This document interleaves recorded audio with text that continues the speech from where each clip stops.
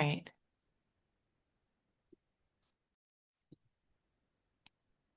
Yeah. All right. Here we go. Come on into our Zoom room. We are so excited that you are here with us today. We've got lots to share. Come on in and get settled. Let me know as you are getting in. Let me know where you're coming in from. I am in Atlanta. And I don't know. Guess the weather's okay. Last night it was raining pretty bad, but right now it's pretty good. Where are you joining from? I'm going to put that I'm in Atlanta. I am joining from Atlanta. Yeah, let's see who we got in our room. Jamie or Janine is from North Carolina. Oh, Graham. Okay. Nicole, North Carolina. Yeah, it was a little bit rainy there too. Yeah. And we don't complain because we do like the green that comes from the rain. So we got to deal with the rain too. All right. Then Raina is North Charlotte, North Carolina. Good deal. Hey, Matt. Matt's in Greensboro. Hey, Deborah, Hilton Head. Lisa. I'm echoing. Am I echoing everybody? Lisa, are you sure? Am I echoing Pete? No, No, sounds Lisa, good. check your sound, Lisa. That might be on your end. And you want to probably correct that before I get started. I'm going to be talking a lot. You do not want to hear Yeah. echoes. One device, either your laptop or your phone, but don't do both. Yeah, that's right. That's right. That's right. Hey, Christy, Durham, Josephine, Georgia, near Augusta. You know what, Josephine? I recently did a training or trained the staff or faculty at Augusta University. I was just down there. I love it. Great people down there.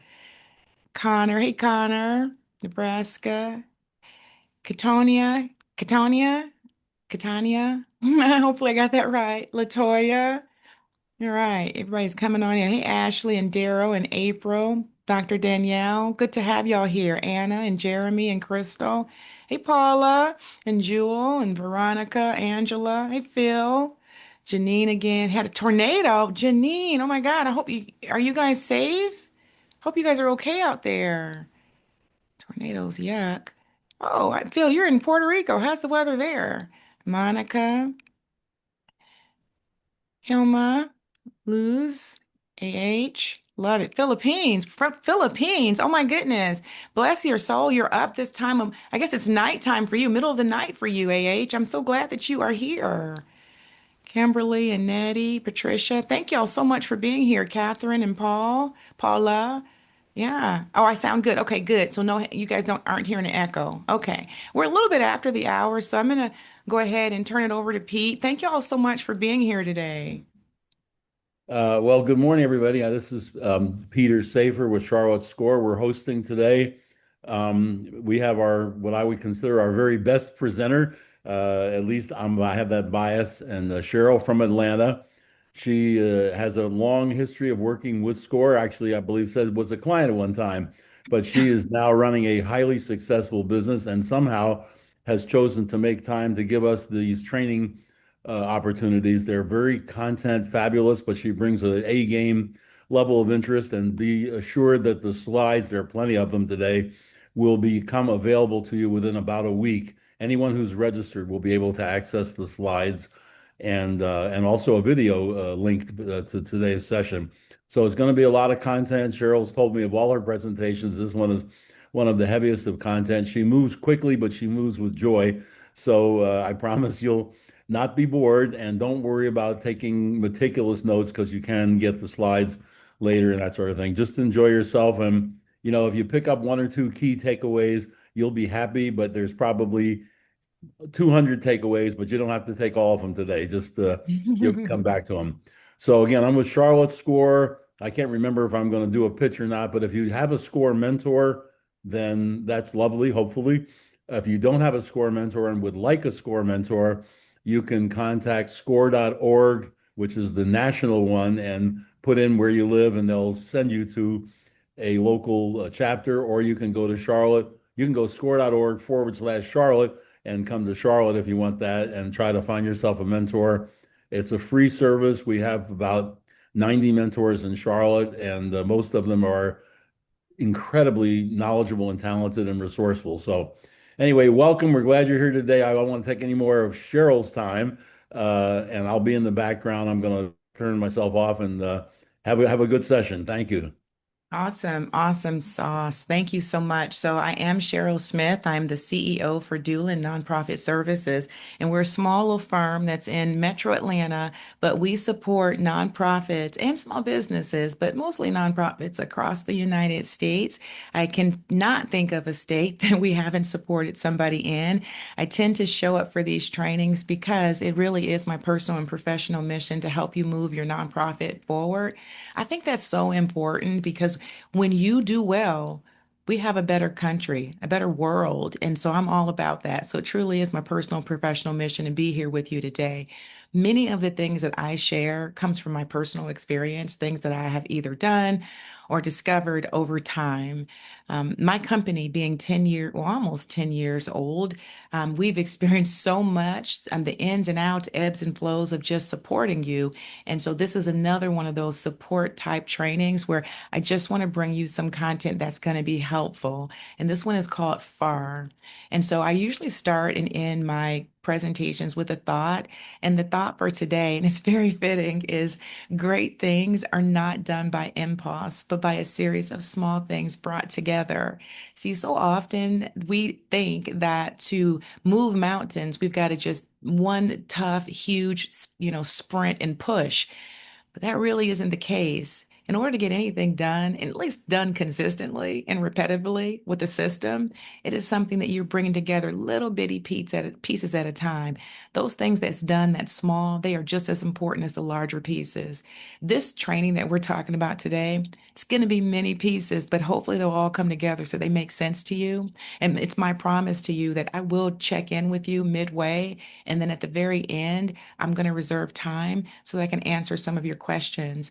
I may not get to all of them as much as I would like to, but I will try to get to as many as I can. Today is about you. So don't be shy and don't hold back. If there is a question, go ahead and put it in the Q&A. We tend to get really busy in our chat, and it's really hard to find your questions amidst the chat. So please do me a solid and put those questions in the Q&A. And again, do not be shy. If you're thinking it, somebody else is thinking about it too. All right. And the other thing I want to say before we actually dig in, yeah, Pete mentioned that this is content heavy, and he was not joking. Friends, there is a lot that you're getting ready to see on the slides, but it's purposeful. The reason I've done this particular workshop this way is because I want you to have something tangible in your hands that you can walk away with, that you can then refer back to. And I've been in those presentations where the slides were very light and thin, and there's nothing wrong with that at all. But on the look back, if I didn't take copious notes and just almost verbatim record it, I couldn't remember exactly what the slide's intent was. Well, today is so important because it's about fundraising, and every day is a fundraising day for you. But we definitely, at midpoint of our year, we have got to get our fundraising game on. I mean, we do. And so I wanted you to have this information. So again, it's going to be your North Star for a while. And so my encouragement to you today is to make sure that you're in a place where you've closed your door. You've got your private setting, you've got your comfy chair, and whatever it is that makes your drink that keeps you awake. And let's go ahead and let's dig in, okay? This is really for you. All right. I think that our logistics might be around 60 minutes from now of meeting time where I'm just really discussing, and we may have about 20 minutes ish of Q&A. That 60 minutes might run over just a little bit, just FYI. If you have to leave, you got your day job, don't go losing your day job and inboxing me. I want you to go ahead and scoot and know that you can listen to the replay and get the slides through SCORE. Okay, there we go. I think that's all I have for right now for that. All right, so why is this important for me to share with you today? Well, every June, something amazing happens. See, I think the data in this field is riveting. So the data comes out on giving, and it's usually coming out our primary source is Giving USA. So if you want to get your charts yourself, you can go on over to Giving USA Foundation and you can download your stuff. All right. But so the giving gets accounted for the previous year. And I've been tracking this for about 15 years now, for a long time. And every single year without fail, and even when we include inflation, we've been on the rise when it comes to giving. And so why is that important? Oftentimes we hear out there in the community that there's not enough money, that, the giving has stalled, funders aren't funding, all that stuff. And I want to tell you that lack is a lie. It is. They are still funding nonprofits. Okay. So you are still in the game as long as you want to be. The largest share of giving comes from individuals. That has not changed in like forever. Second by foundations. And if you include foundation and corporation together, which I often like to mix, that's about what is it, about $160 billion in giving for a lot of the things that you are going to be asking for after today. Your grants, your donations, your in kind, that's all coming from those areas, right? And so we don't want to negate those. And we don't want to think for a second that giving is not happening. It doesn't matter what your cause area is, somebody is giving in that cause area. All right. I want you to be encouraged because I believe that positive energy is going to spawn positive effects, right? And so we want to be very positive about our outlook. All right. And so we are going to spend about, what I say, like 90 minutes in total together, if you're able to. And in that time period, we're going to cover these four primary things. We're going to cover the FAR principle. It's actually my principle that I developed a while ago because it made sense to me. And this is what I needed to follow in order to reach my fundraising game and goals. And so FIND stands for, or FAR stands for find. We're going to go out and find where the opportunity is, right? Then we're going to ask for what it is we want. And then we're going to expect and receive that which we asked for, and then we're going to repeat the cycle. And that's what FAR stands for. And we're going to look at each one of these quadrants so that you fully understand it, so that when we're all done today, you may not have mapped everything out, but you will have a map to do that. Okay. All right. And so FAR, again, let's break it down. We're talking about where we're going to find or map your opportunities. We're going to be talking about how you ask for what you want, not just grants, but other things. I'm going to really break down some other avenues for income generation that's mission aligned for you and your organization today. We're going to talk about how you really receive. I mean, really receive. I think some of the reasons that some of us aren't funded or refunded is because we don't know how to accept and receive the funding that we get in a way that helps funders know we're in this for the long haul and we want a continued partner. So it does matter. We're going to also get into the repeat cycle. One and done is not okay. It's not. I mean, you don't want to be an overnight success and never successful again. Who wants that, right? And so I want you to be able to have a process that you automatically know when these cycles are, which cycle you're in, and when it's time to repeat it. Because one of the things that I know for sure about you, if you are a nonprofit, if you're a public charity, I know this for certain. You have promised the IRS that you're going to bring in public funds. And that's what FAR is about today. And if you think about it, some of the oldest nonprofits that's been around for like ever, I often refer to the top ones like the Boys and Girls Club, the United Way, Salvation Armies of the world. Well, many of them, they got their start in the mid 1800s. And guess what they're doing today? They're still fundraising. Okay. And they have perfected FAR. They may not call it FAR, but trust me when I tell you, they've perfected the process that we're going to talk about today. Everybody, folks, everybody is new at one time or another in their lives. And just because you haven't started this doesn't mean that you're not capable. You're just new, right? We're all new at some point. Let's go ahead and let's talk about the traditional way versus the far way because it's important. Because I want to convince you today. Usually I don't join workshops to convince anybody of anything. I figure what's for you will and must reach you. But in this case, I want to convince you why this far way is going to be the better way for you. In the past, most often, the traditional way of fundraising is we hold one big old event or a gala once a year. We spend all of our time and our energy in that. A lot of money, too. Time, energy, and money goes into it. Hopefully, it's a success for you. Some people might even bring in millions, and I actually do know a couple of organizations that have done that in their galas, but for the most part, many people aren't bringing in that much money, not every year, but that's the only thing you tend to do. And so every year you start all over again as though you forgot all about the people that you touched the year before. New bunch of people is what you're trying to do. You're only reaching out when you need money. I hear that a lot of times. I have the privilege and the honor of speaking to a lot of you every single day, every day. And when I speak to you, what I hear is, well, I really need money. Back's against the wall. I've overspent. Programs are out of control. And so you're all of a sudden you're frantic and you're trying to figure out where to bring in those dollars. That's the old way. I mean, that's what most people do. Lots of folks think that grant is the only real source of funding. And listen, what I do by trade, profession, and I'm an expert at is grant writing. But I will tell you this, that is not the only source of funding. As a matter of fact, it's one. It should be a part of your fundraising plan, but it should by no means be the fundraising plan. All right. And the other thing is fundraising is just what the executive director does alone when things are tight.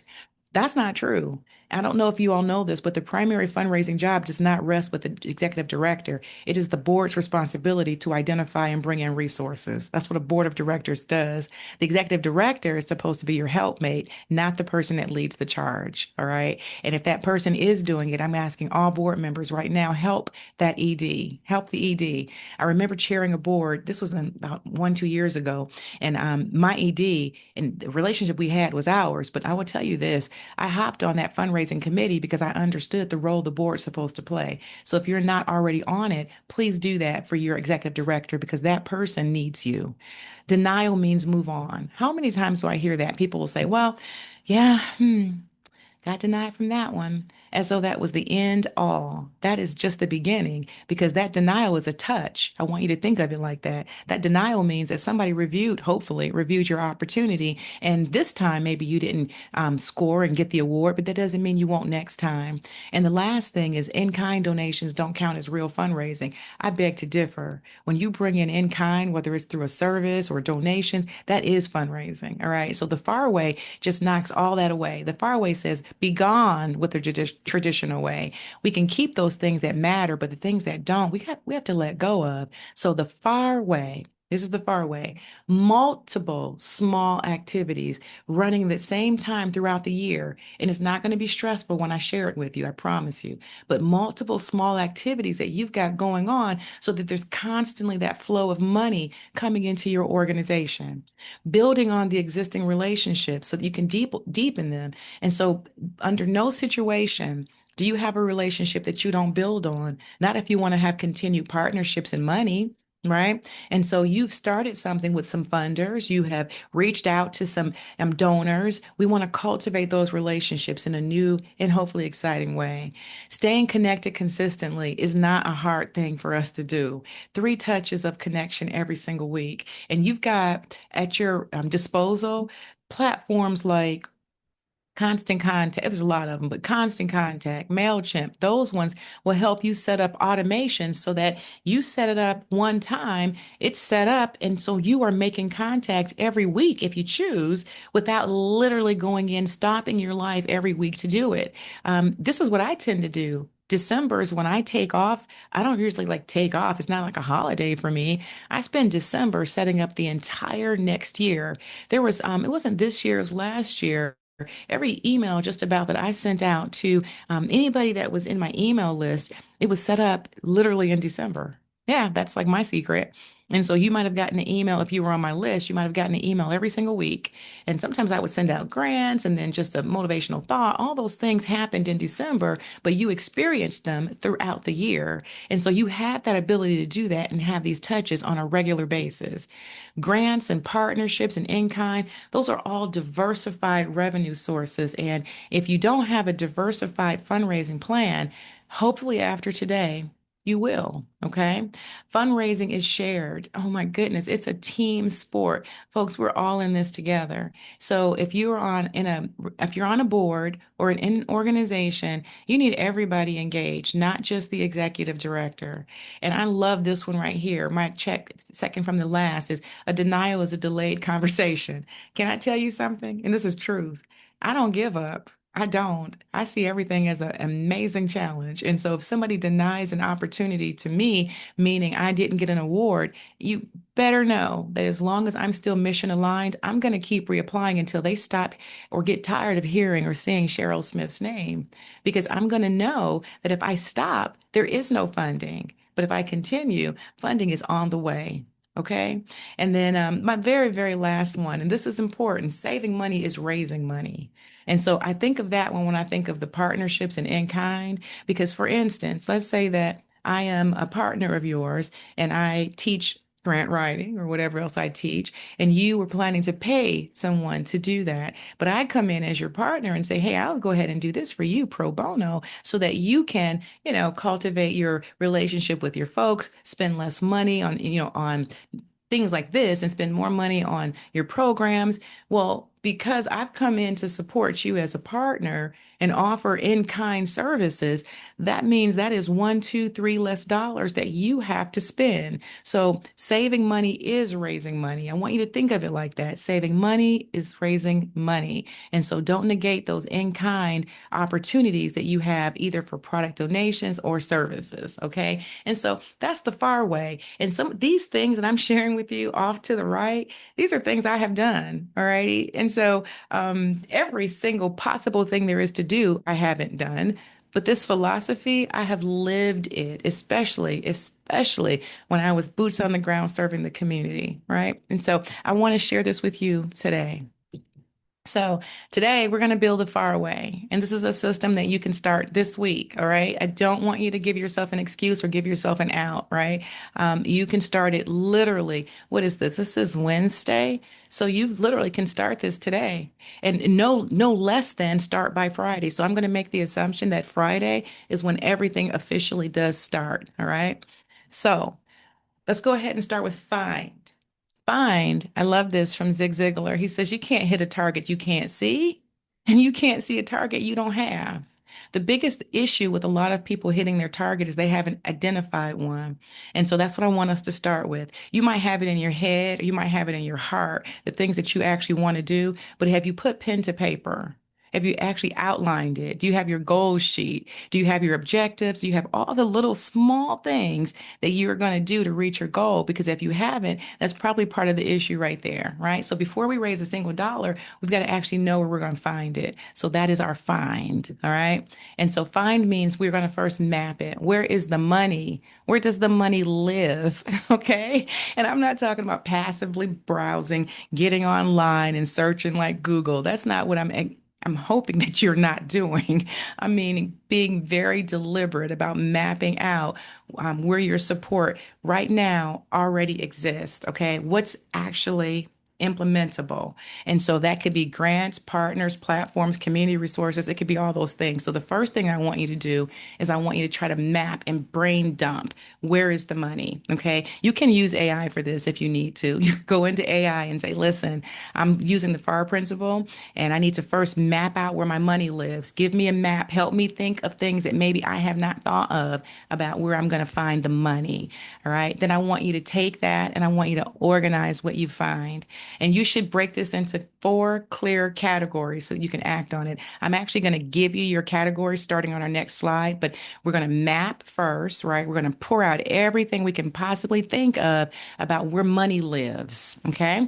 Because we need it to live in your organization. So we're going to find it, and then we're going to categorize where the money lives, and then we're going to plan from there, all right? So once we categorize it, then we're going to turn those categories into their own small research bucket. Before we can apply for anything, we have to find it, folks. Okay. So we're going to find the money.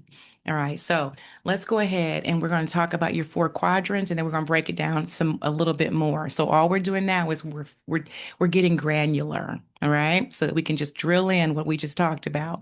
So first off is your grants. And I'm actually going to give you some amazing resources for these in a sec. And so your grants can come from different places, right? So most often we think of grants, private foundations, companies will give grants. We think of our government gives grants, community foundations. If you have not connected with your community foundation, please please do that. A community foundation, for those of you who are not familiar, is an organization that's a 501(c)(3) public charity, much like most of you, with the exception, they're established to support one geographic area. They usually will use donor advised funds to then increase, anything they want to increase within their geographic area, including technical support to you as a nonprofit. And most often, many of them will also give you grants. You are in their community. And the great thing about a community foundation is if you're applying for them, that means that you've ruled out competition from every other probably county or areas, regions of your state, because they are geographic focused. All right. So we want to make sure that we look at grants. Grants is a definite one avenue, but then there's also your community partners. And think about it. If you're already serving your public, think about who you interface with. All right. I don't know what you all are doing, but I would imagine that some of you are interfacing with schools, maybe banks, food networks, healthcare agencies, churches. I'm sure that you can sit down and think about, what are my community partners? Who do they look like? Who are they? And if your list is thin, all right, because you may be new, that's okay. Go to a place like findhelp.org. Going to findhelp.org and putting in your zip code is going to produce a list of possible partners all across your area. That website was originally designed literally for individuals to find help, but I have used it and I have shared it with people who also need to find partners. Okay, findhelp.org. Our third quadrant is fundraising activities. And this one's the one for me is super exciting, okay? Because this is where you really get to be hands-on. You're meeting people. See, unlike grants, you're working in your own silo, which I think is riveting, but you're working in your own silo. It's really like you and the pen and the pad. Community partners, you're, brainstorming with you and your team about who these are. But fundraising, oh man, oh my goodness, this is where you are actually rubber meet the road. You are meeting your public. These are your events, your campaigns, your restaurant nights. We're going to talk about some of these, all right? And so this is the fundraising activities. So I hope that you're following me. We've got 4 opportunity categories. Your categories for grants and where the money lives, your category for community partners and where the money lives. And it's money because remember that saving money is raising money. It's fundraising activities and where the money lives. And then lastly is your platform and other forms of in kind.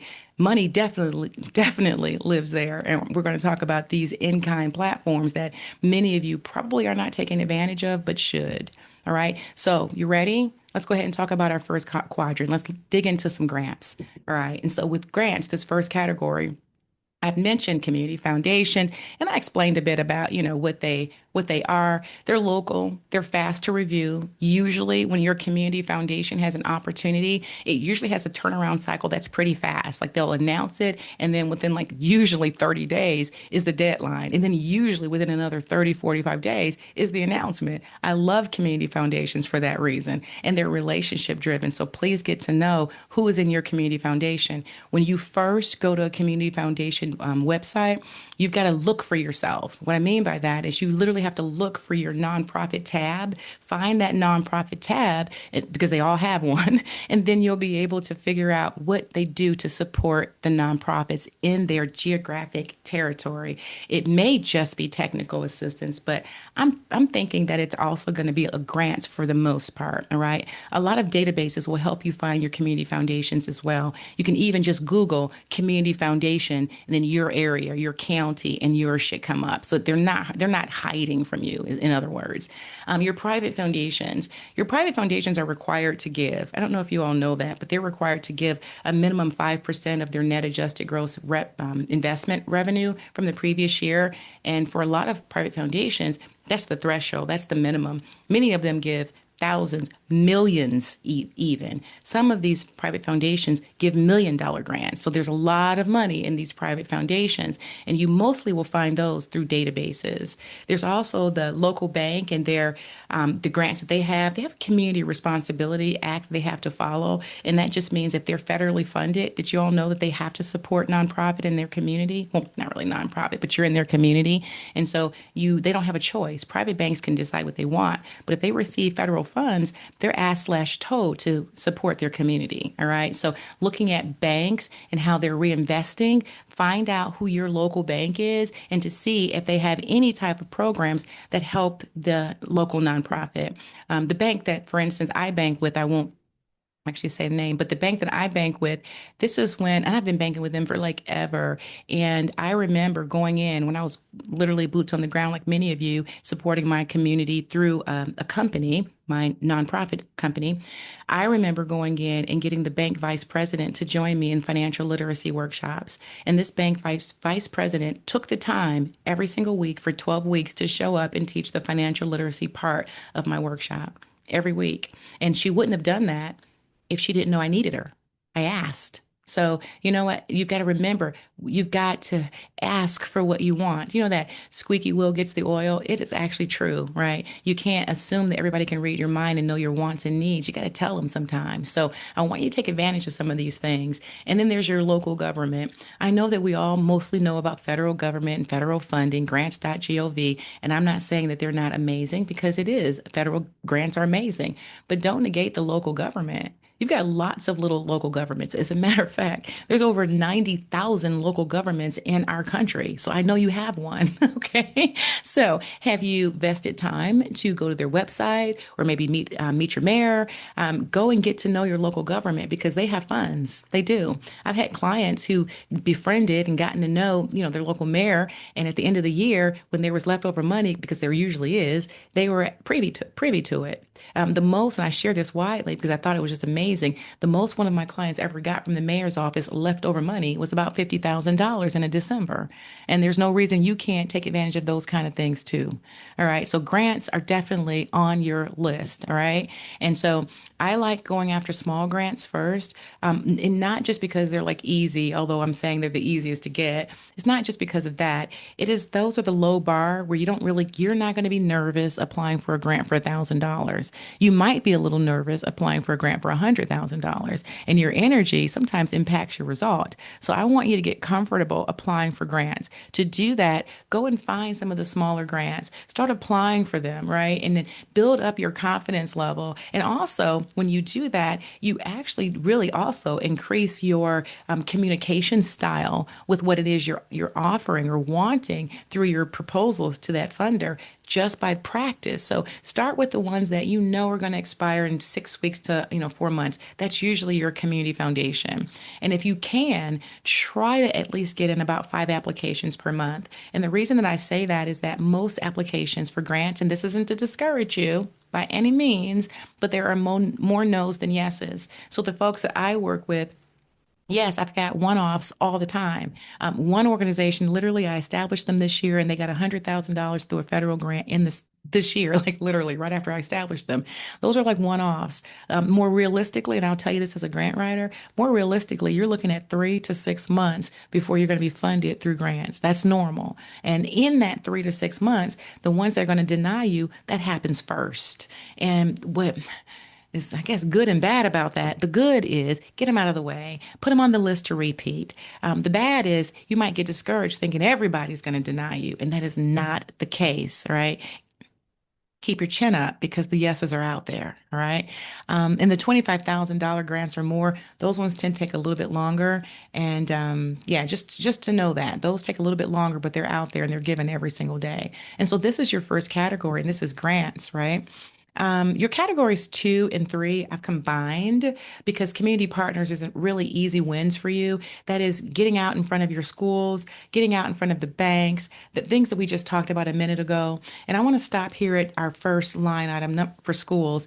I don't know where you all are joining me from right now, but a lot of schools are going toward vendor list, and that is where you work with the school district, right, to get to become an approved vendor to support their students. And so, yes, you can absolutely go and make yourself a little MOU with one individual school, but wouldn't it be awesome if you got to be a vendor at the district level?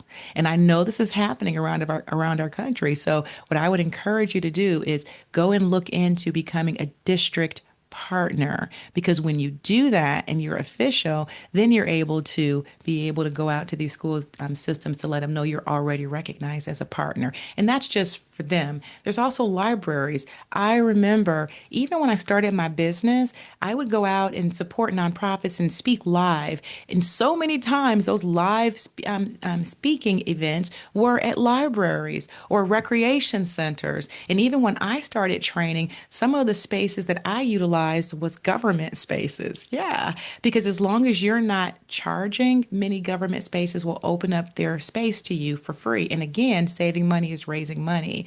We talked a little bit about banks, but I want to encourage you to whichever bank you've opened your account for, go on in and meet the manager and tell them, listen, I opened the account, but I never actually sat down to speak with you about what the bank offers. I want you to go and sit down and see how the bank supports its community and see how you can be a part of that.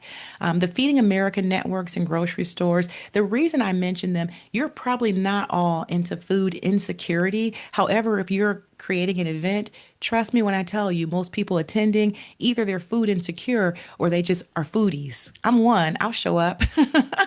Good food, I'm there. All right. So a lot of times these community grocery stores, they're going to support you and they're going to help to give you those in-kind donations, right? I remember going into like Pandora when I at a larger nonprofit, and I was in charge of bringing in the meals like for our meetings, and I had like a budget. My budget at that time was like $1 million. I was a department head and I was trying to save money, right, trying to save some money from the $1 million. So I went to Panera and I said, listen, I am a part of a nonprofit. That was true. And I was like, we really could benefit from food. Well, we had $1 million budget, but they did need food. I needed my team to show up. So they gave us a weekly supply of like all of their yummiest things. And I'm saying to you, is this kind of thing can happen. I've done it with the Chick-fil-A. I've gone into, restaurants. And so I'm not asking you to do things that literally I haven't done. These things are real and they're doable and you can do them. For the Goodwill and Dress for Success, making a partnership with these ones are so beneficial because I know that many Goodwills across the country have job center and job training and computers, and you can partner with them for that space.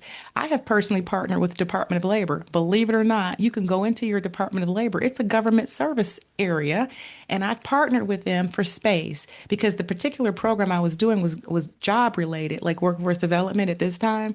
And they gave me the space. And not only did they give me the space, they had a dedicated person that would be on hand to make sure everybody had what they needed and to even speak to the cohort, to the participants. So that was Department of Labor. So these avenues for space can save you so much money. And guess what else? It does legitimize you, doesn't it? If you're able to say, listen to your cohort or your participants, we're partnering with the Department of Labor for our space. You come on in there and we're going to hold our session there. Now, doesn't that sound good? And if you already have your training site, that's fine. But if you don't, go ahead and think about partnering at some of these government service centers, alrighty? And then the same is true for your churches and community centers. Oftentimes, they're going to give you either free or freemium, low cost space or something that they can help you with. So these are your community partners. But now that we understand community partners, I want us to move on over to fundraising activities to consider, all right? Because so often we are so used to, we're going to have a banquet. And there's nothing wrong with that. Like I said, I'm a foodie. Invite me, okay? So we all like a good banquet, but there's other things that you can do in order to bring in those dollars. And so let's talk about some of those. The restaurant partnership nights. I'd love to know if any of you all have had one. Let me know in the chat. Restaurant partner night is where you go and find a restaurant owner or manager and you ask them, let them know first who you are, what you do, how you support the community, and how you love their food. Got to love their food, okay? And then ask them about having a joint fundraiser where you agree to help get, clients and, folks into the restaurant in exchange for a percentage of the restaurant's net sales for that evening. And lots of restaurants will be happy to do that because they're going to get new patrons. They're going to be exposed in a different way. Now they are community recognized as a partner. They are goodwill. And who doesn't want that badge, right? And so thinking about partnering with the restaurant for one night, right, costs you nothing upfront. You can promote it on social media. You can talk to all the people that you know. You can make sure that all the volunteers talk to the people that they know. And it shouldn't cost you anything to produce this night, all right? All right, so then there is Fill in the Need online campaign. And this is where you decide that for at least 7 to 10 days, you're going after one specific thing. Okay. Whatever that is, like, I don't know what you need. Maybe it's a desk. I don't know. Maybe it's a new microphone. Okay. Maybe it's that. Whatever it is that you need, whatever you need for your clients that you're serving, make it a 10-day daily post. We are saving money because we need to, whatever that is, you fill in the blank. And then you start working that campaign and don't make it, we need to go to Europe.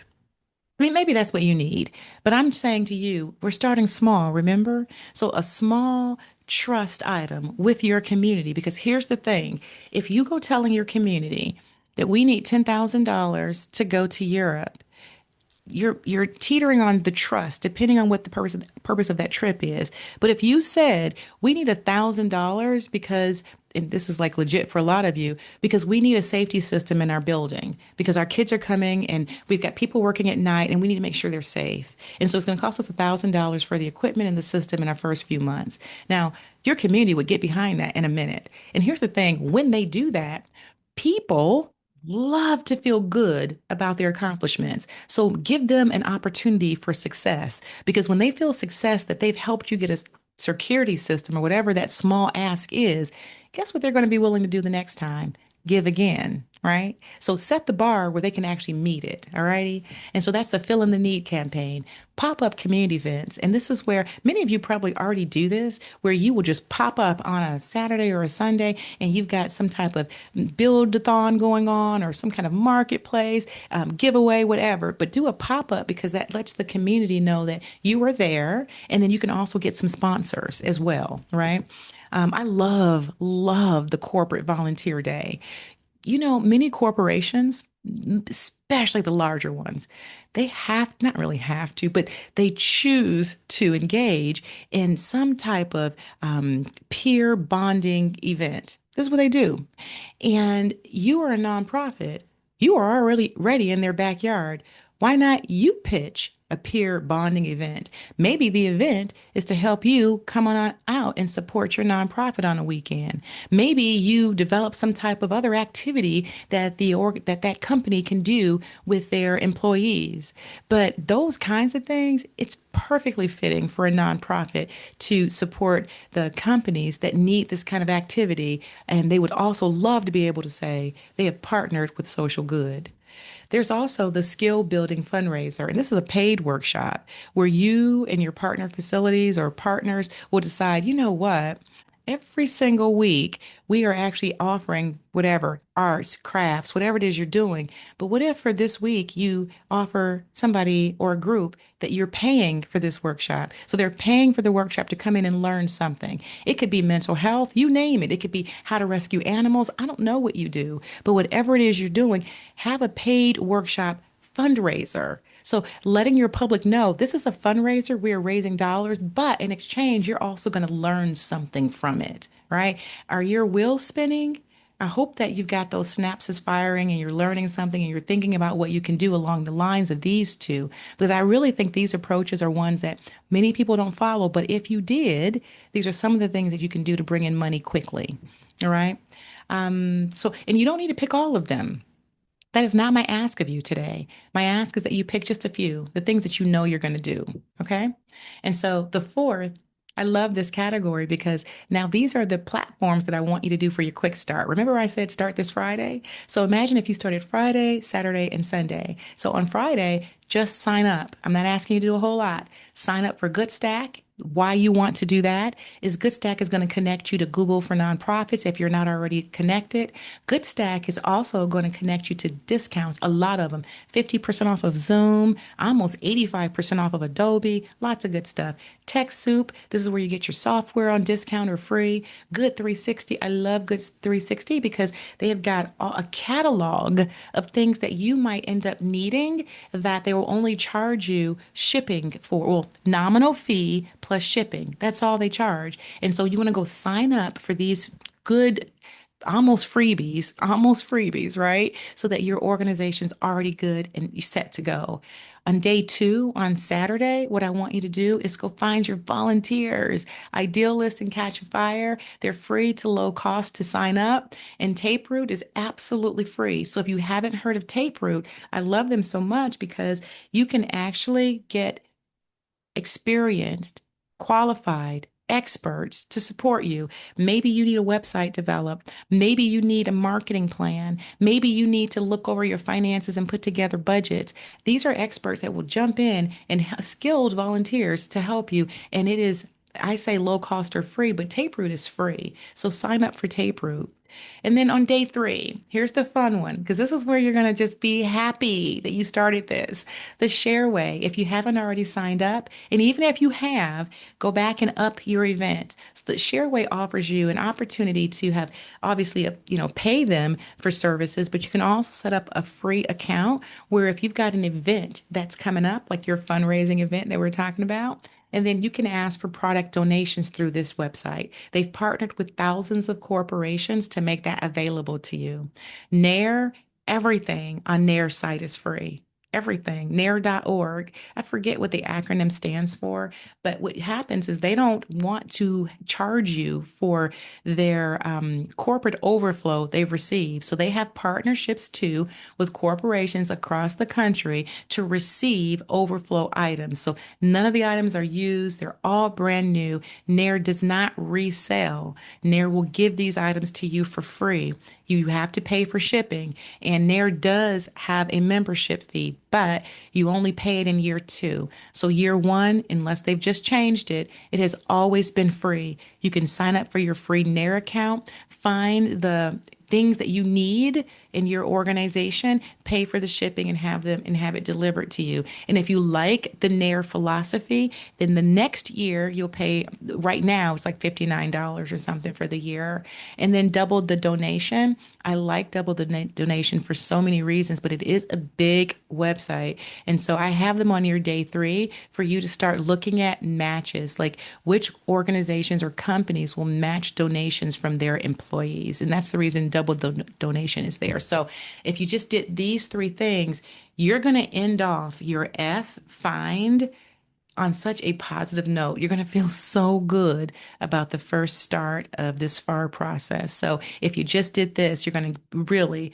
get ready for the next part with enthusiasm. All right. So, what do you do from all this information I just shared? Well, if I were in your shoes, I would go ahead and get me an Excel spreadsheet. If you're using Airtable, I actually like that a little bit better. You can use Airtable for free. Okay. Whatever you decide, you want to be able to start organizing your find, right? You want to put in the activity, who's going to be responsible, the due date, and the cost, and then the net potential savings or revenue that you're going to bring in. Now you can see how your list is starting to come together, right? I don't expect you to fill this up with 10, 15 things. I want this to be manageable and doable for you. I'm only expecting that you go back after you've mapped everything out and find at least two or three things that you can add to this activity spreadsheet. Make somebody responsible. Make sure they agree to be responsible. Okay, you need buy-in, and then give yourselves a due date, because now what you're starting to do is you're starting to do that incremental planning, and before you know it, it's going to all come together and it's going to feel like you've done almost nothing. Okay, I promise that. All right, so this was far. So I've got another resource for you, or at least two more resource pages, because you are looking for resources. And so this is just what some of these resources I shared mean. So Google for nonprofits, the free ads, Google Space, things like that. Good Stack, lots and lots and lots of unlocking of discounts. And so I've got a definition for everything that we just talked about. And remember, I said this is slide heavy because I'm hoping that you use this as your North Star. You can go back to any of these slides and remember what we did talk about. Now, I didn't share the databases yet because those are coming. That's under the ask, because now we're going to start to ask for things. I'm going to move right along. I'll give a pause after ask in case you all have questions, and then we're not going to stop again till the end. But for ask, stay with me, folks, because now is where we're going to literally take everything that we've collected in our knowledge base and we're going to actually start putting it to use. And I want to show you with no uncertain terms how you ask, all right? So that you don't have to wonder, what does she mean about that? How does one do that? I'm going to show you, all right? And so I love the quote, nothing works unless you do, all right? I've said that for like so many years, usually to my children, adult children now, okay? So you found these opportunities. Now it's time for the next move. All right. And so, what do I mean when I say ask? Well, oftentimes I get nonprofits, they'll tell me, or leaders, they'll tell me, well, Cheryl, I don't feel comfortable asking because I've got my pride. I want to, maintain my own, my dignified position in my community. And I don't want to be begging people for things. And I have to remember to tell them, you're not begging, you're asking. You're actually giving people an opportunity to contribute to something bigger than you and them. So it's not begging at all. And secondly, it's not about you. Okay? It's not about you. It is about the people, animals, things, spaces that you serve. And so put you out of it, remove the ego from it because it has nothing to do with ego or begging. It's a professional communication. And if you don't do it, then you are leaving legitimate money on the table. All right. I want you to think of it that way. All right. So people aren't going to care that you ask, but they will care how you asked. All right. All right. So ask, what does that mean? What do I mean by that? Well, it means you're going to apply for something. You're going to apply for grants in this case, right? You're going to register on those programs that we talked about. You're going to find a very structured way to do these things, but you're going to take action. You're going to make your request to businesses and partners and agencies. So where you're not filling out applications, in writing, you're going to be requesting verbally. This is where you're actually talking to people. So get used to that if you aren't already used to just picking up the phone and asking for what it is you need, asking for that partnership, asking for that program space. You don't know what's going to be available to you until you actually ask. And so that's the verbal piece. There's the invite, right? And so now this is where you are spending time opening up to your network, maybe in writing. Maybe you're sending them something. Maybe it's a promotion or a campaign that's in writing that they can see. This is a little bit different than applying for a grant. You're now inviting people to join you in whatever it is you're doing. When I write partnership letters to invite people or ask for sponsorships or things like that, I usually will not just say, hey, we need XYZ. I'll usually say, I'm extending a warm invitation for you to participate in XYZ, right? And so it's just how we ask, right? Pitching. This is where you speak to potential community partners, including banks, and it's not just a conversation. Now you've set aside some time where you literally are in front of them and you're pitching. And if that makes you feel uncomfortable, and then you can start with your request. And when you are comfortable enough, then consider doing the pitch, right? It's it's not like you're going to go in front of audiences. This is really important. You're not going to go and pitch to a group of people and ask them all for money. You're not at that stage yet. You're pitching so that you can, by extension, bring awareness to your organization and maybe even your organization needs, and let them invite themselves at those pitch opportunities to support you. Okay, requesting, inviting, and applying a really direct pitch is where you're really just bringing awareness to what you're doing and what the need and what needs you have. All right. So your goal is at least one ask in motion every 7 days, right? So every 7 days, you're going to ask somebody something. So this week, just try it. This week, either you're going to apply, request, invite, or pitch. This week, talk to somebody new that you hadn't talked to, or somebody that you already know that you hadn't talked to about your specific ask. Do it this week. Break the ice, get it done so that next week feels more doable to you. But every 7 days, something needs to be in motion. Okay. All right. And so grant databases, where do you go to find grants to ask for? And there's lots of databases. I don't have all of them here because there's just too many. So I listed grantmakers.io because they're absolutely free. They're going to always be free. Connect to Grants, that's actually mine. Full disclosure, that's a database that I launched in July. It was duly needed. And then I'm in good company. I've got Catholic Funding Guide. Those are for the faith-based organizations. Grant Watch, Grant Select, Grant Station, Candid, and Instrumental. I'm in great company. These are some amazing databases, and they have all types of monthly, quarterly, and annual pricing. But this is where you're going to find your grants if you are a nonprofit, because it's, oh my gosh, there's like thousands, hundreds of thousands of grants that are out there, and you don't want to be trying to find these in Google. That's just not good use of your time. So find the database that works for you and use that database. It would be my suggestion. All right. And so how do you ask for your grants, right? So let's talk about that. Well, the first thing I want you to do, and you do not need a grant writer to do this, is I need you to build an evergreen proposal. And what does that mean? That means you've got your boilerplate and you all don't tell me, oh, well, Cheryl, I've already got piecemeal. I applied for this organization and that one. I've got lots of applications. That is not what I'm talking about. And it's not going to do you the kind of service that you need. You need one consistent Bible for your organization that has your everything in it, your organizational background, your goals and objectives, your narrative, your statement of need, right? Your sustainability plan. It's all in the one core proposal and it's evergreen. So you never have to keep starting from scratch. You can add to it, but you never have to start from scratch. Things might change if, say, you start serving a different cohort or you have some amazing accomplishments that you want to add to it. But who you are, the core of your being as a nonprofit, it should be pretty stable, right? And then I want you to identify 3 to 5 grants. And we just talked about those databases where you can go and do that, right? So, databases, the Shareway, Community Foundation, websites. I want you to identify at least 3 to 5 because remember, we're going to be doing this 5 a month. All right. So 3 to 5, right? That has a deadline within 60 days because I want you to apply immediately and I want you to have a response immediately too. Some of them don't have deadlines, but many of them you will see the deadline when you go to find them in these databases. So try to find one where the deadline is pretty soon, pretty quick. All right. And then I want you to submit in a 2 week sprint. I want you to submit 5 at once, multiple times.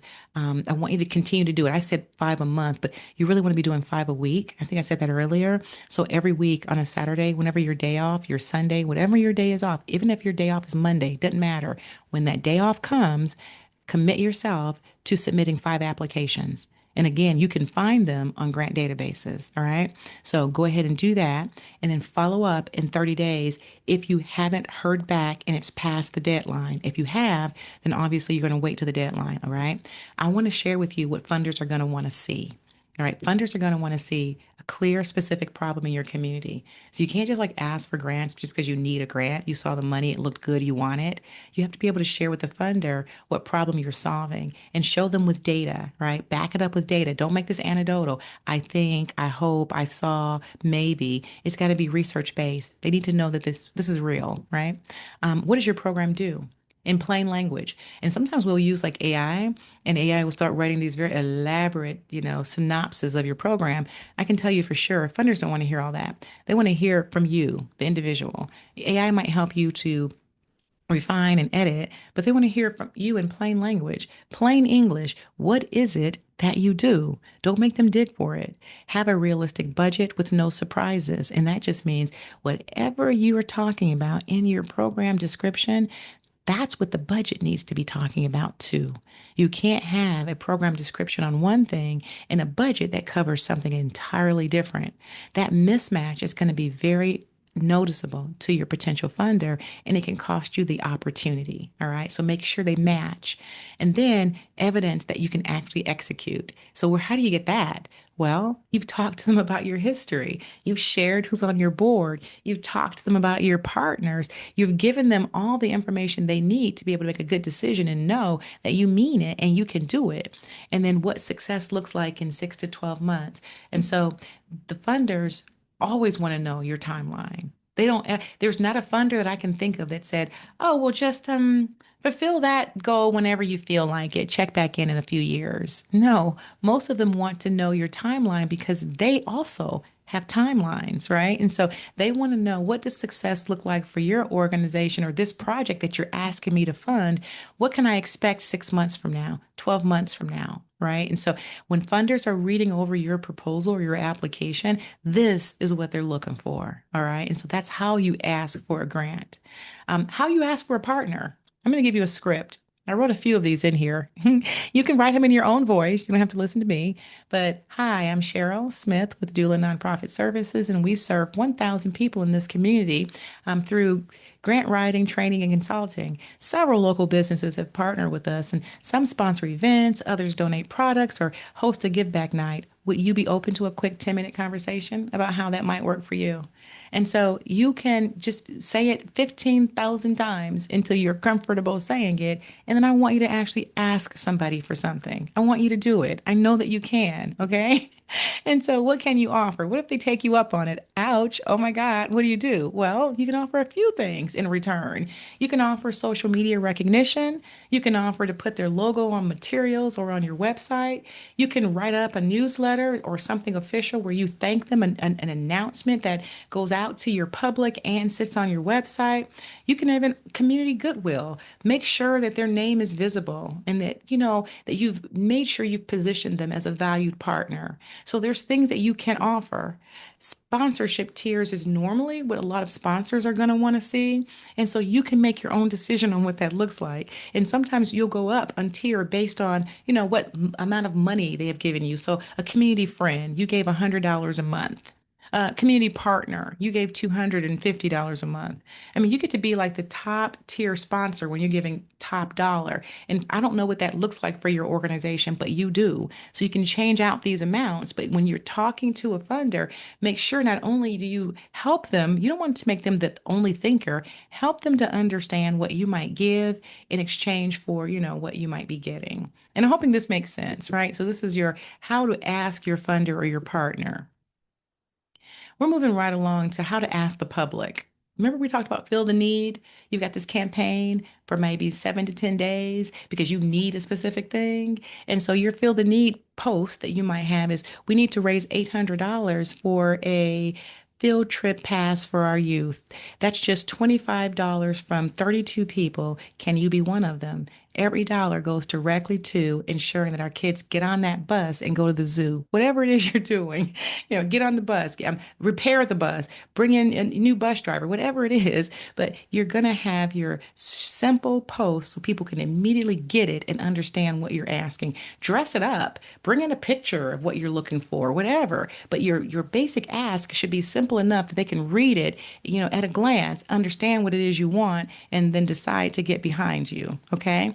I will say that there's 5 rules that can make this work. Be specific, right? So help, not just I'm a nonprofit. I literally saw this. Somebody wrote something that says, well, I'm a nonprofit, so help us. You don't get help just because you're a nonprofit. 2 million other nonprofits want the same thing, right? So make it very specific what you need.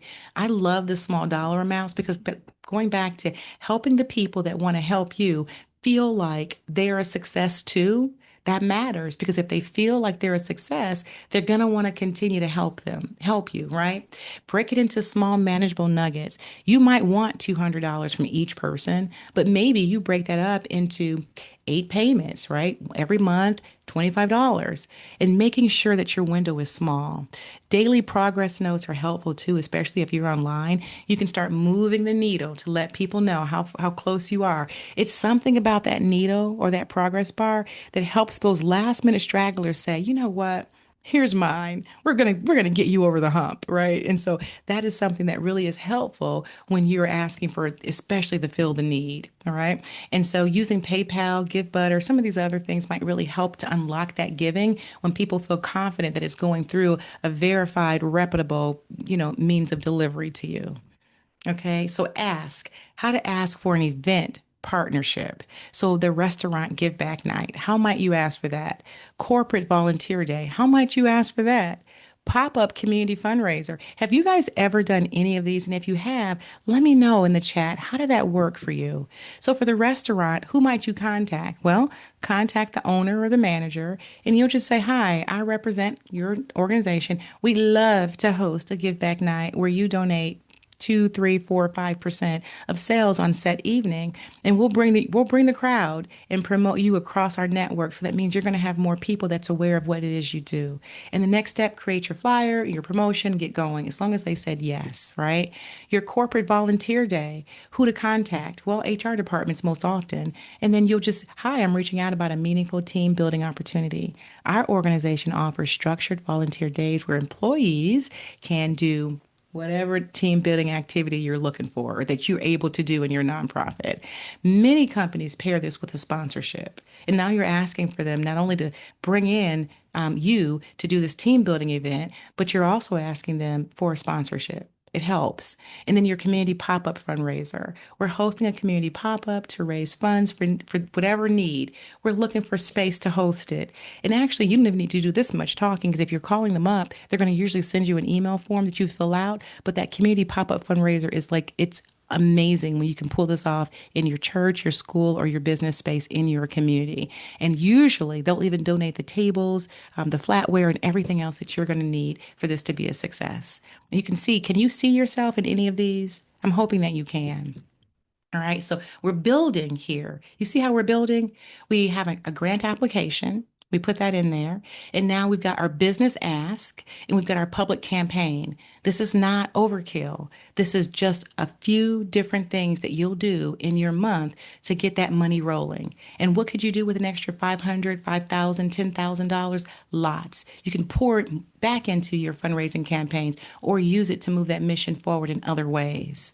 All right. And so your ask resources, I'm going to keep this resource page. I'm not going to go over each one of these. This is really a tool for you to look back at and explains each one of these different tools that you can use to accomplish your ask.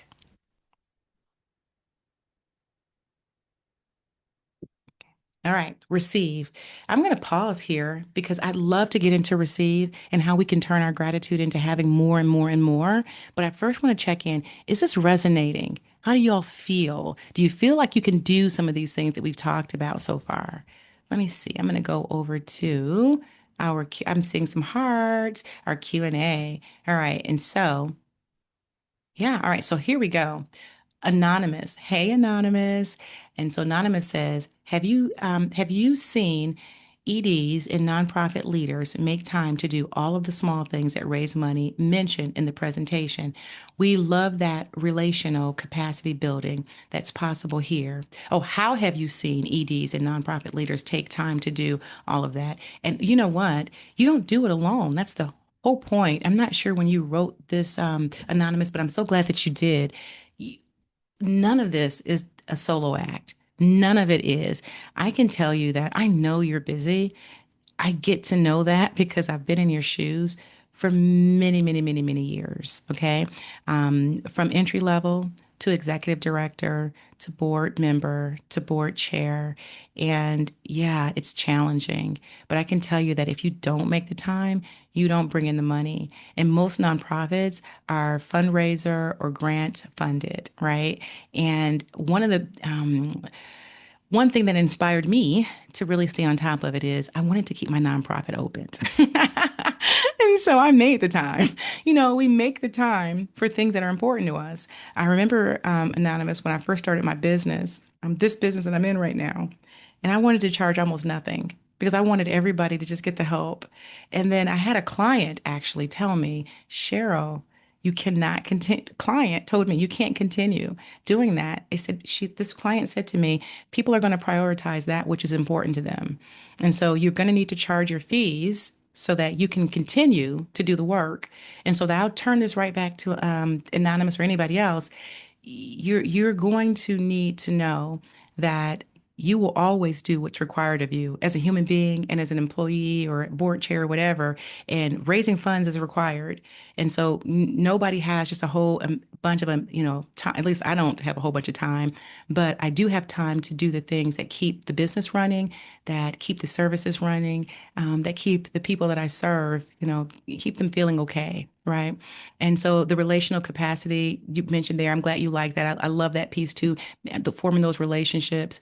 Another question you have is it true that from your POV, or do you have this as a good ROI long term? I am not sure what you're asking me there. I'm not sure what you're asking me, but Anonymous, please feel free to circle back to me and ask that question a little more clearer so that I can answer it for you because I'm here for you. I just want to understand what you're asking. All right, another one from another Anonymous, or maybe the same one. Are any of the grant databases free via our local libraries? Great question, Anonymous. There is many times there's going to be a free access through Candid Foundation Center. I almost forgot that one. Candid will offer it. They don't offer the free access to their robust system, but they will offer access, which is better than nothing. Candid is tried and true. So, I mean, that is actually a really great database to use. So I would just say, think about Candid, but I would also just ask my local library. So there are so many local libraries, I wouldn't be able to answer that specifically, but I would say contact your local library and ask them, do they have access to grant databases? And I know that was one of the things I was thinking of for Connect to Grants. I hadn't done it yet because we are so super new, but making sure we form those relationships too. But I know that Candid right now has that relationship with a lot of main libraries. Hope that answers that question. And thank you for it. And then there's Connor. Hey, Connor. Connor says, should I ask my office, my city office for support as well? Yes, Connor, you should. You want to ask for an audience with them so that you can talk about your nonprofit and the amazing work that you're doing in your community. So absolutely, yes. All right, we got one from Paula. Hey, Paula, any advice to find board members? Our three-person board is trauma therapist. We have no one on. Or so you asked me about board members, few people. Yeah, I feel your pain. Paula, can I tell you that I want to normalize this, not to make it better, but I don't really care who you are as a nonprofit. I don't really know many nonprofits that says, well, I'm sure they're out there, that they're never looking for a board member. Most nonprofits are looking for some great people. This isn't the class for that. I do have a class on that, but I can tell you in short, look at your networks. Look, your family members may not be on your board, but they know people. Look at universities. A lot of times, faculty will be happy to join your board. Professionals, sometimes the people that you are already engaged with, attorneys, doctors, lawyers, pest control, look at those kind of service people. Look at online platforms. But yeah, this isn't the class for where you find your board members, but they are out there. It is a pain point for many nonprofits. And the little bitty list I just gave you is probably where I would start. I like referral. That's what I actually did with my board. Had everybody bring back one person they wanted to recommend. That seemed to work for us. But great question. Thank you. All right, Penny. Hey, Penny, do you think I'd be able to raise startup costs for the business? Startup costs are really interesting. And so when you say startup costs for a business, um, are you talking about a for-profit business or are we still talking nonprofit? This particular course is for nonprofit, but either way, raising money for your startup anything usually involves some kind of investment with you if you're a nonprofit. On the small business side, obviously, if you have a business plan, you can look at you could look at grants, but you can also look at loans. I tend to see more small business grant opportunities that say you don't have to have done anything, just have an idea and you can apply. I don't know where they got that from, but I see that a lot. But on the nonprofit side, that usually is not the case at all. So I'm not sure if your business is a nonprofit business or a for profit, but for all those who are here and you're a nonprofit, you most likely need to have started your nonprofit because what funders mean by startup in the nonprofit world is we're going to help you fund what you started, not start what you want to start. Many of them don't want to be responsible for starting your organization or funding an entire budget for that matter. So, most often, lots of skin in the game on the nonprofit side. But on the small business side, I have seen many grants that just say, do you have an idea? So, I've seen those. Penny, hey Penny, do you think I'd be able to raise startup? Oh, I just read that one. Ty, hey Ty. All right, could we? Oh, lost Ty. Where'd Ty go? Oh, okay. Lost Ty. Ty was here, then he disappeared. Penny says for profit. All right, so Penny, great, for profit. If you are for profit, you should really have no problem with startup because there are grants out there that's non-dilutable money that you can get. There are databases that have grants for small businesses. Just about all of them that I had on my grant list will have small business grants, but small business grants are a little bit different. You can literally Google that. You can go right now to Google and Google small business grants and you will see a list of different companies, organizations that offer small business grants. Apply to most of them because usually you don't have to have everything all started to qualify. Yeah, you're welcome. All right, so I think I've got our questions in there. Let's go ahead and finish with gratitude. So, we're talking about receive. So, gratitude turns what we have into enough, okay? And sometimes just expressing your thanks gets you the next door opened, and we want to keep your doors open. So, how you receive determines whether people want to support you again. Money and donations, right? When people give to you and they never hear from you again, that really doesn't keep the door opened, right? You want to track those dollars and your givers. The grants and awards. Do you know that most people will get a grant award? And unless that award says that you have to acknowledge, do you know that most people don't acknowledge their grant award? They just cash the check. And that's usually the last check they get. A thank you letter right after you receive that award is so important because it really does mean all the difference between the funder funding you again or not. I have clients that have applied for funding, where the grantor has said they do not do second year funding. But because of the relationship that the clients then formed with those grantors after receiving the initial grant, many of them, one of them actually has had grants every year for 6 years now, but many of them at least get another grant from from that grantor who said no more grants will be given. All because of how they received their funding in the first place. It does matter. If you are going to get a grant, a fundraiser, in-kind space or anything given to you, you have got to acknowledge the giver. That is so important. Even if they don't ask you to, do it anyway, especially with in-kind support, right? Log in-kind. I get this question a lot. People will ask me, well, Cheryl, how do I'm telling you guys now that you can absolutely respond and say thank you, but how do you account for it on your budget so that the funder knows that you've got traction and that you're actually out there bringing in some funds? Well, you do that by logging your in kind under the expense category that says we needed to bring in uniforms, 100 uniforms for our students in our private school. So it's logged in under $2,500 under your budget. And then some amazing corporation says, you know what? We're going to pay for all of those uniforms. That $2,500, we're going to spot that for you. And they give you a check. Now that gets logged. You keep it under expenses because that is a legitimate expense. But now you log it under your revenue, under in kind received $2,500, and then the funder's name. You're just backing it out to zero. You see what I'm saying? So that when you submit your budget to any potential funder, they can see you've got traction. You've got to always count your in kind, folks, because if you don't, it's going to make a potential funder think you've got nothing going on when I know you do.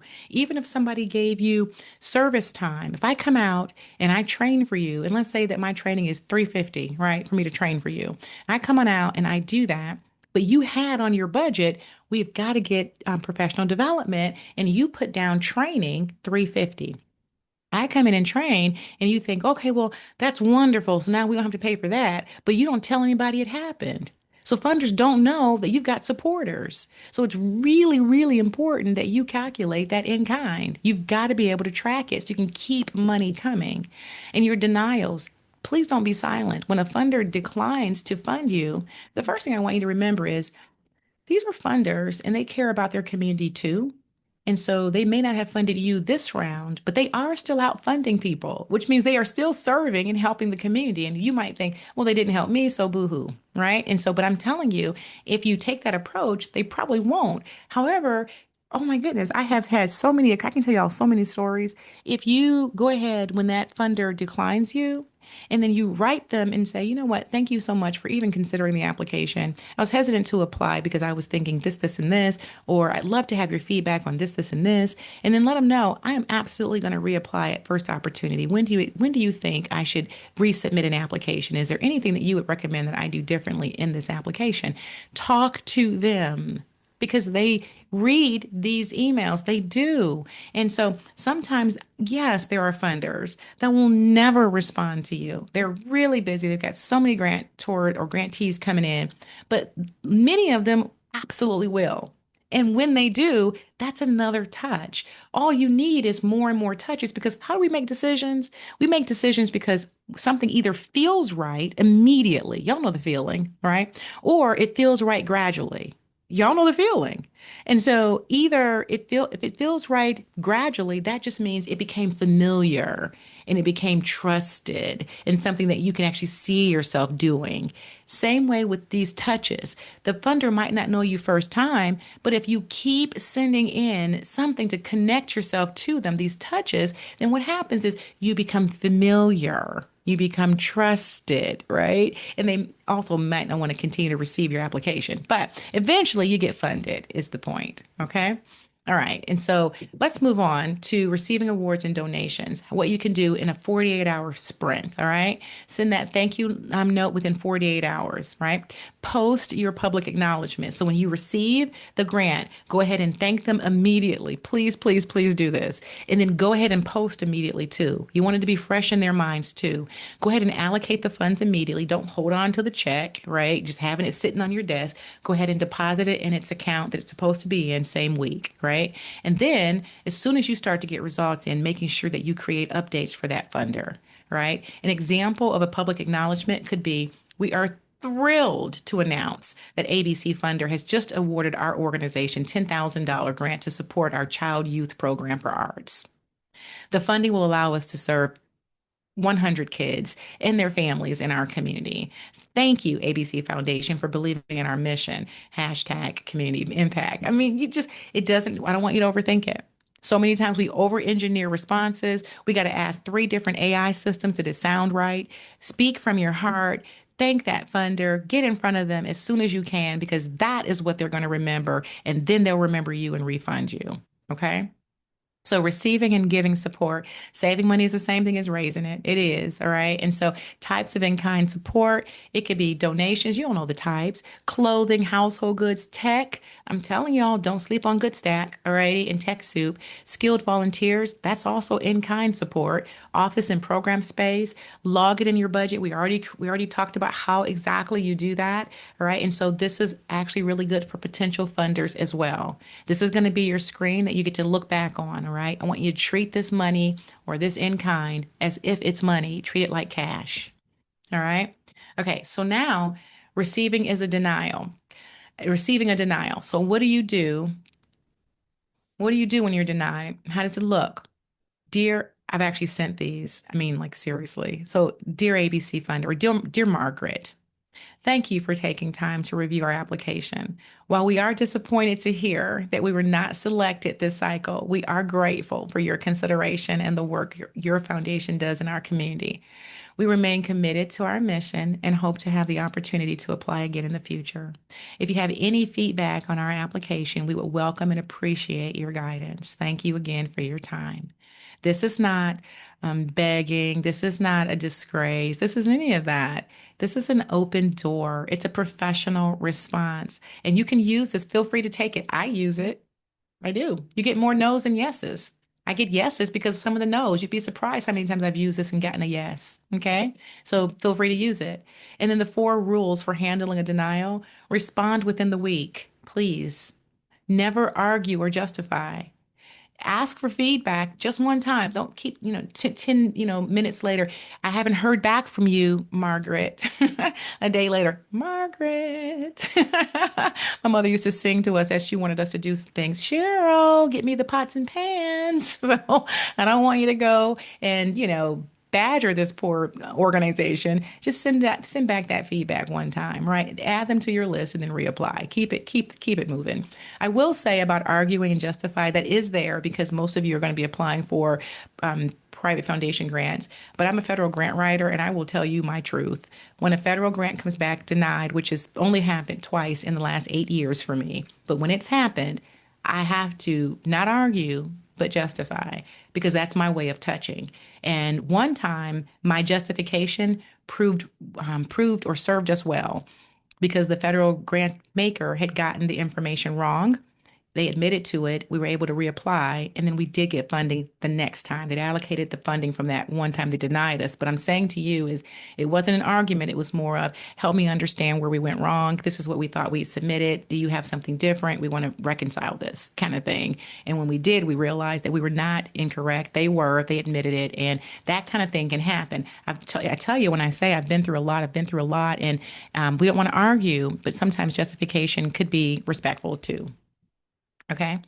All right. So, results, or what we're going to get into now, is receiving and how you can share your results publicly. All right. Social media, email, and funder report.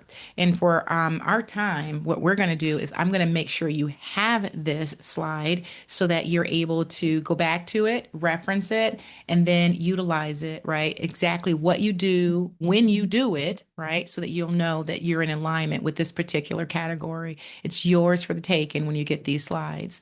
And then you just add this to your spreadsheet, what you're actually going to do, the support that you receive. This is a grant calendar, and when you're able to, when you should follow up with that particular funder and reapply. All right. And so receiving resources and templates, I've got all of this here for you. Denial response script, your funder steward tracker, simple sheet. So I've got it all laid out. This is going to be your North Star. Okay. All right, we're going to get to our last one because we are running out on time, and I want to make sure we get to repeat because this is important.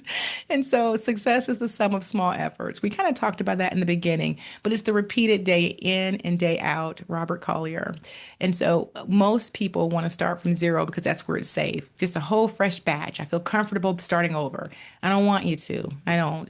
I want you to repeat the things that you've done very well and not to repeat some things that maybe you didn't do very well, right? So repeat following up and sharing your impact. Repeat re-engaging and scheduling. Repeat consistently building on your relationships, right? Do not repeat sending mass emails out all at once every single year, expecting that to turn into your fundraising plan, right? Starting over every single year with a whole new batch of people and not following up with the people that you already had as warm leads.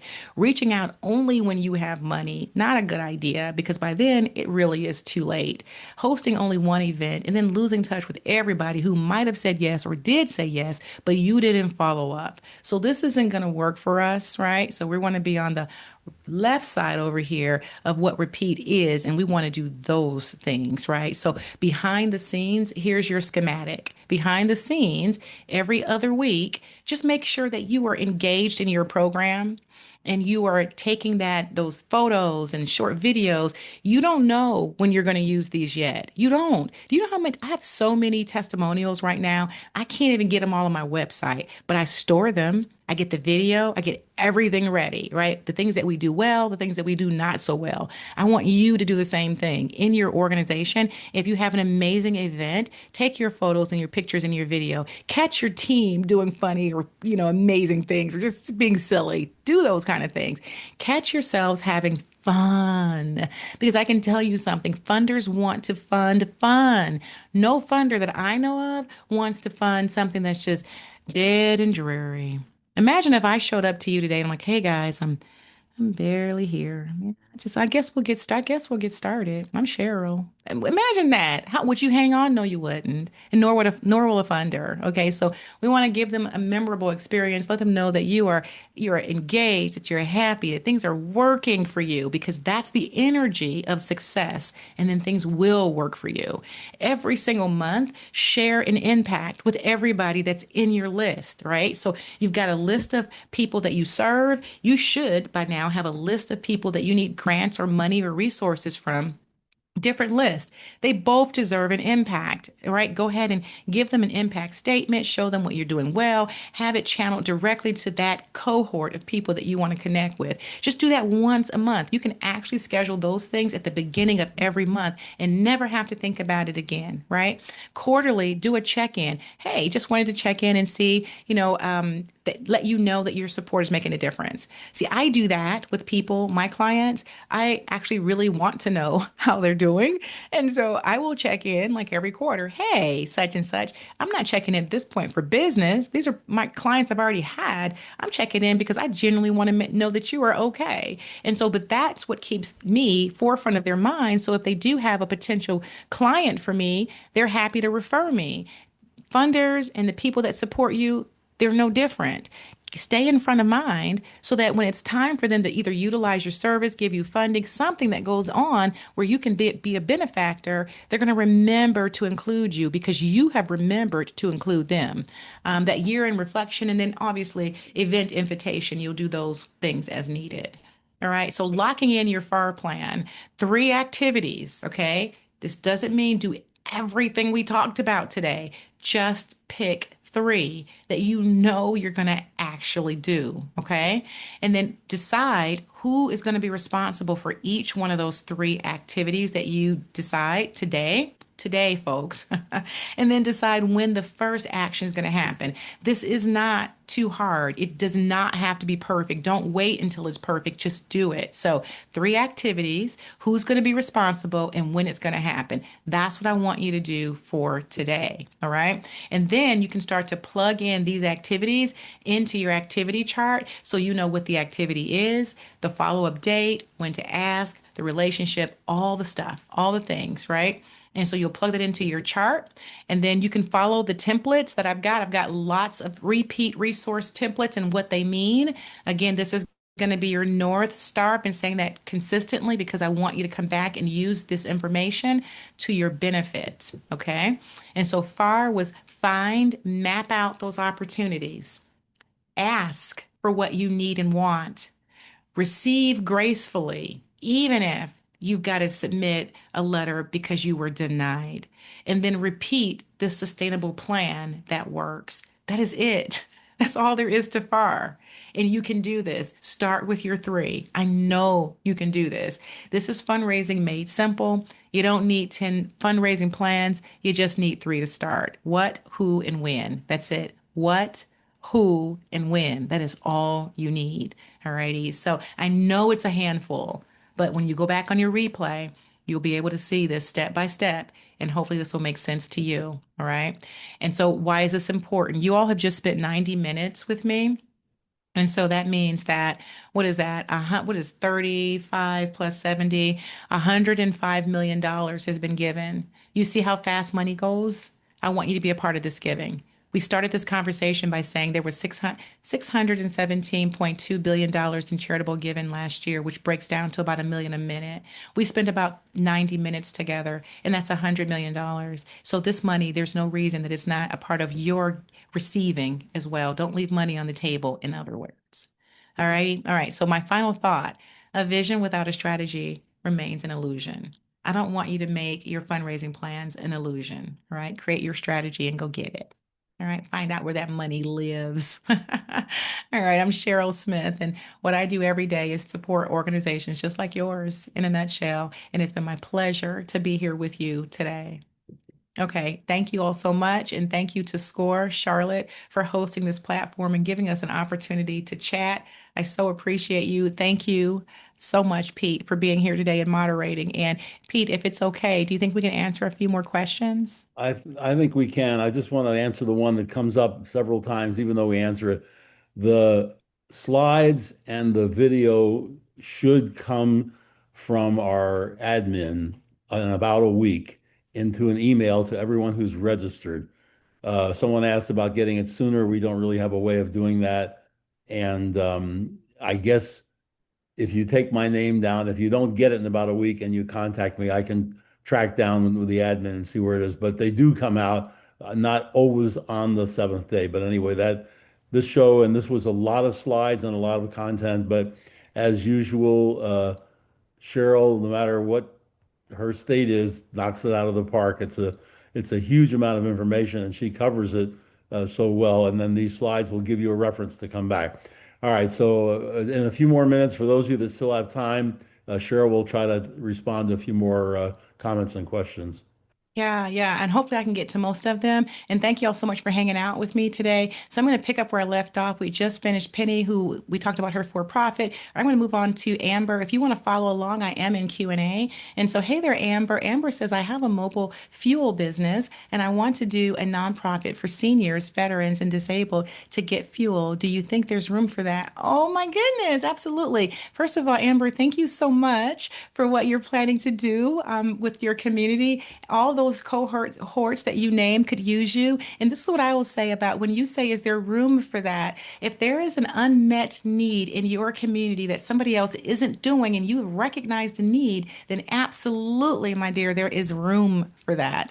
There are trainings on probably even Score Charlotte's platform on how to start a nonprofit. If not, you can certainly look to score.org because we've got courses there on how to start a nonprofit if you need that assistance. All righty.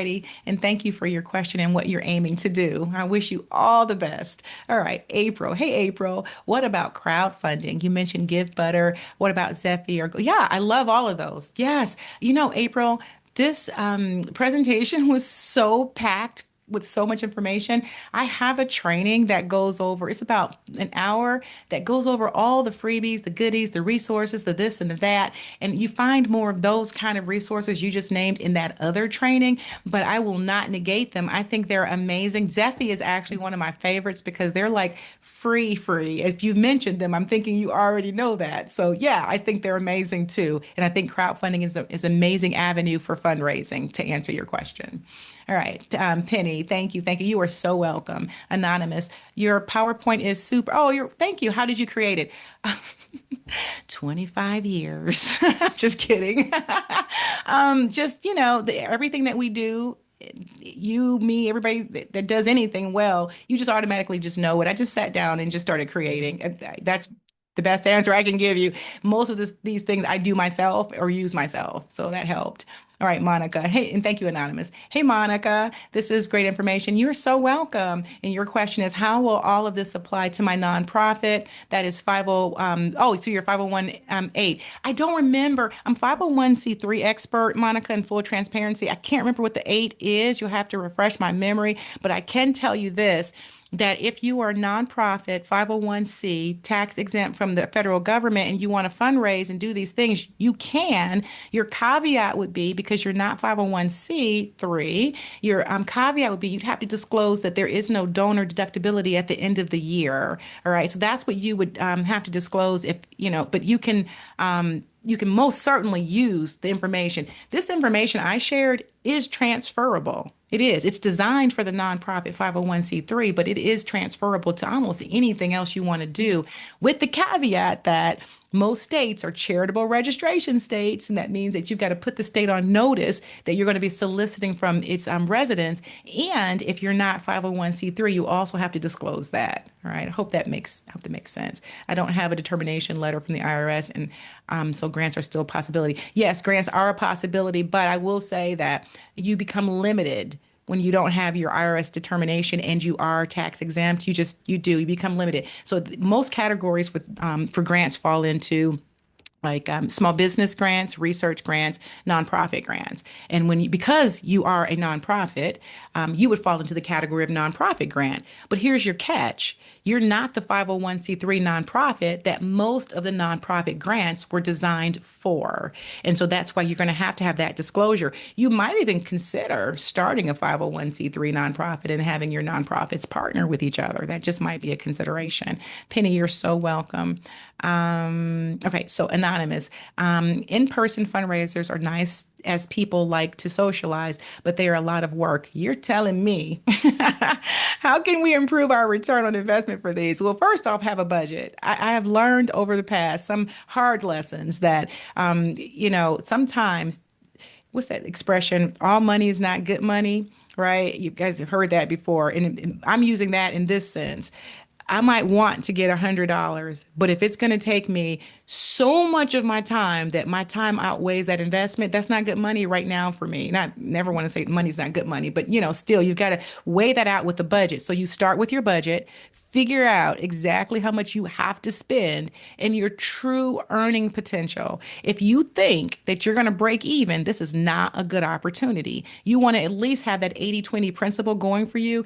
80% money invested, 20% money invested, 80% coming back to you. And if you can't really see that up front, this might not be a good idea, Anonymous, because the 80% is the goal. It doesn't mean you're going to reach it. So you want to make sure that you're not lopsided at the end. But yeah, I know they're a lot of work. I'm not proposing anything that I don't know. I'm telling you, it can be a challenge, but it's worth it when you plan first.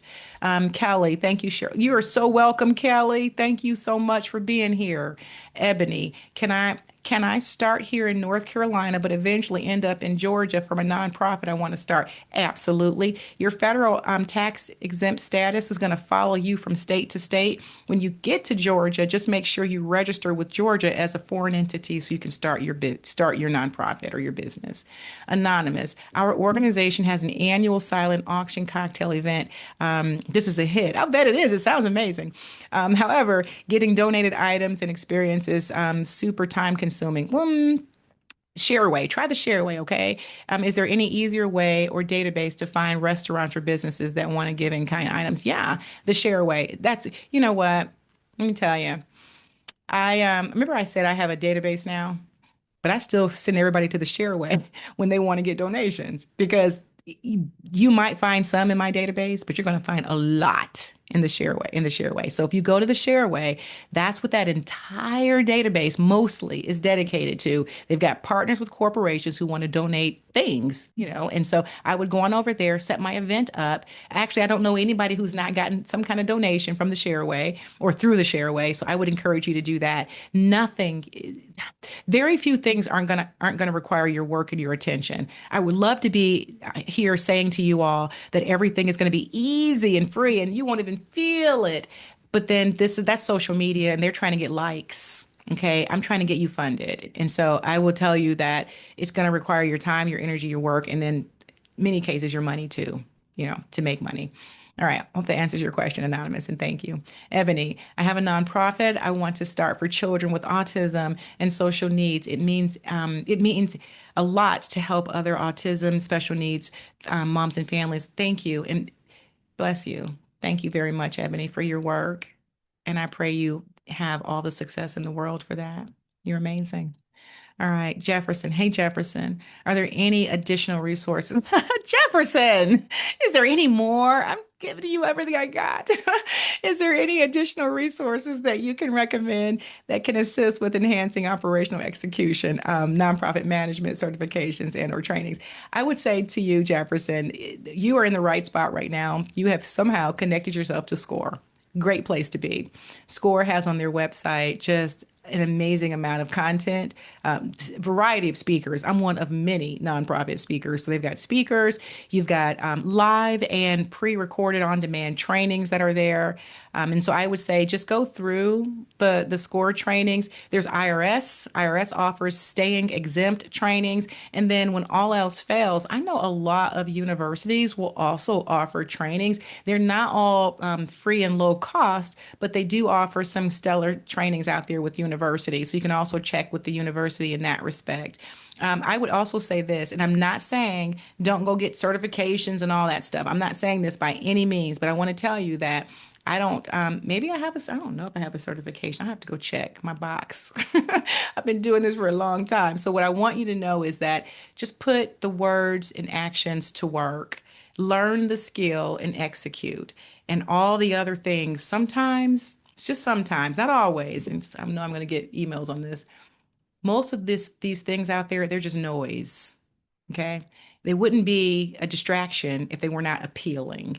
What isn't a distraction is getting a plan together and executing that plan no matter what. And that's probably where I would place my focus first. Hope that answers that question, Jefferson. To everyone, thank you. That was the end of the questions, but to everyone, thank you so much for your attentiveness, your feedback, just being who you are, showing up in this world and doing the things you're doing. I appreciate you so much. And thank you again to SCORE.